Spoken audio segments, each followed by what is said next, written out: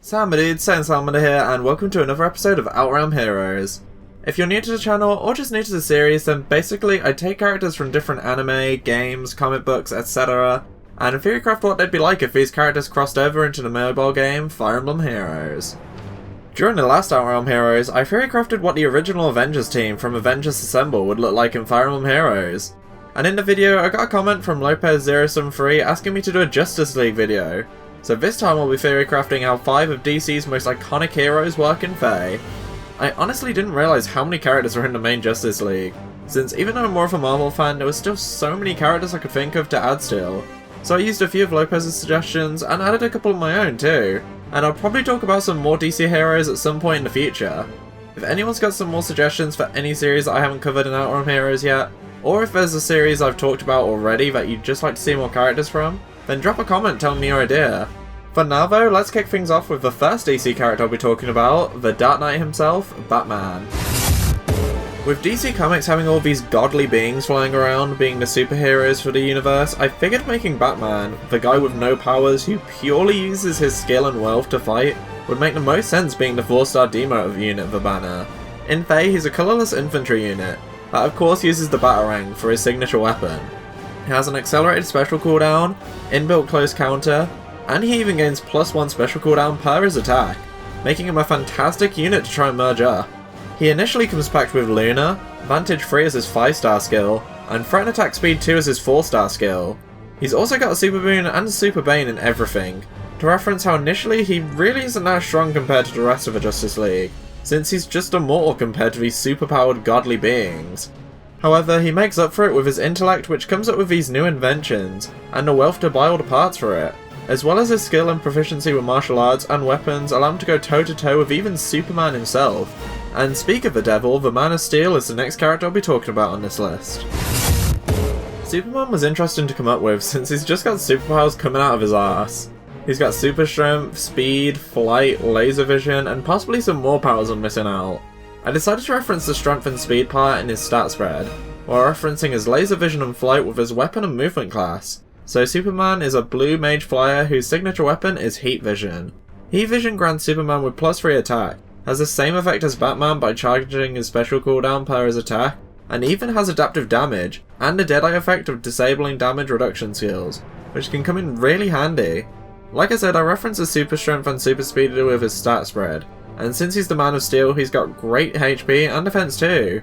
His weakness is resistance though, to reference his Achilles heel of Kryptonite. So he's got Super Boon in everything else besides resistance, which he's got Super Bane in.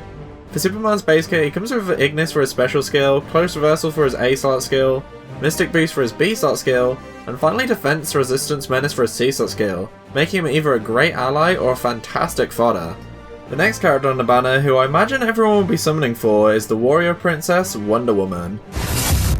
There was a few directions I could take her character, though I decided to go with a more homebrew approach, and give her a whip weapon I designed in my Fire Emblem Heroes weapon idea video, making her a flying red whip user. I won't go fully into whip weapons, but basically they're a close range weapon that have a different effect depending on what colour the whip is, with red whips having a drag back and a witchy wand effect on them. The other effects that Hestia's lasso weapon has is that it grants her +2 attack and speed and has Frenzy 3 built into it, which is insanely good for a weapon and movement type that normally wouldn't get access to the skill. For her base kit, she comes with Ruptured Sky, Attack Speed Catch 4, Speed Defense Near Trace, and finally even Tempest 3, and it makes me wish you could inherit more than just 3 skills at a time, since holy shit she has a crap ton of good fodder. Her stat line's pretty similar to Superman, but less min-maxed, having more even defense and resistance stats as opposed to great defense and bad resistance.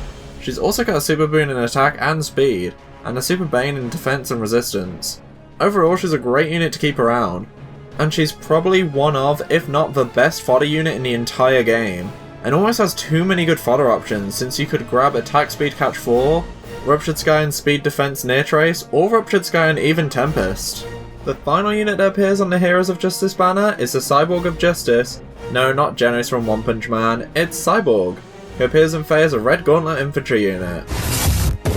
During the making of this video, we still don't have gauntlet weapons in Fae, but they work like 3 houses and let the characters attack twice when they initiate combat, without any kind of might or stat debuff like most brave weapons have. Aside from the inbuilt gauntlet effect, Cyborg has an accelerated special cooldown, is effective against armoured units, and finally has attack speed ideal 4 built into his weapon. It combos really well with his base kit too, since he comes with bonus doubler and times pulse. His stat spread's pretty similar to Superman, aside from having slightly less in every stat, but having a decent amount more in resistance. It's fairly weak still, and he has a super bane in it, but it's a lot easier to work around now. He's also got a super boon in attack and defense, which comes in handy in boosting his damage output or making him more of a bulky character. Overall, Cyborg's a really good character, though he needs a little bit more investment than Superman and Wonder Woman, since he doesn't have a beast skill or a particularly good special skill. He's still a fantastic unit though, and would definitely be an insane counter for tricky armor units like Brave Edelgard.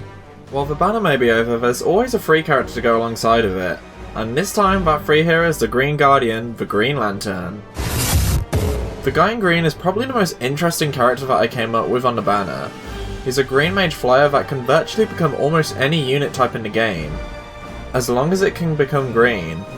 If the Green Lantern is within 2 spaces of an ally, its weapon will transform into a green version of whatever that weapon is.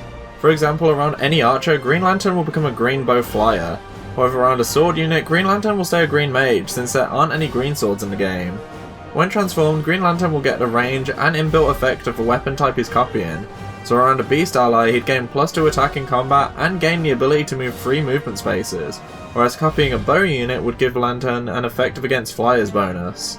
On enemy phases he'll always count as a green mage flyer, but on player phases he can become almost anything, so his attack range and abilities depend on what allies are nearby, making him not too hard to beat on enemy phases, but really tricky on player phases. The Guardian comes with Path Ice for their special skill, Triangle of Depth 3 for their 5-star skill, and finally Defense Opening for their 4-star Demote skill. I tried to make them fairly well rounded because their powers are only limited by their imagination, so they can be good at different things at different times. He doesn't have any super banes in anything, but he's got a super bane in defense and HP, which are both nice ways to improve his bulk a bit, with either option making him a better mixed tank. While he doesn't have a lot to offer in fodder, he's a really interesting unit to play as, and I think it'd be really fun to make a team around him to help make use of his weapon effect, since like how his powering should be, the possibilities are endless. That's all I've got for this edition of Outrealm Heroes, so I hope you enjoyed it, my dudes. If you did, please leave a comment on which hero I Theory Crafted was your favourite, and subscribe and hit the bell icon so you don't miss out on my next upload. If you want to see more content from me, I go live pretty often over on Twitch, where I live stream playthroughs of games like Kingdom Hearts, Near the World Ends With You, or hang out and game with my friends and play things like Smash Ultimate, Speedrunners, and more. I've also got a Discord server where you can talk and hang out with me more and the rest of the Salamander squad, which will be linked in the description alongside my Twitch channel, so please check out the links in the description below. Again, thanks for watching the video, and hopefully I'll see you around soon, my dudes. Until next time, bye.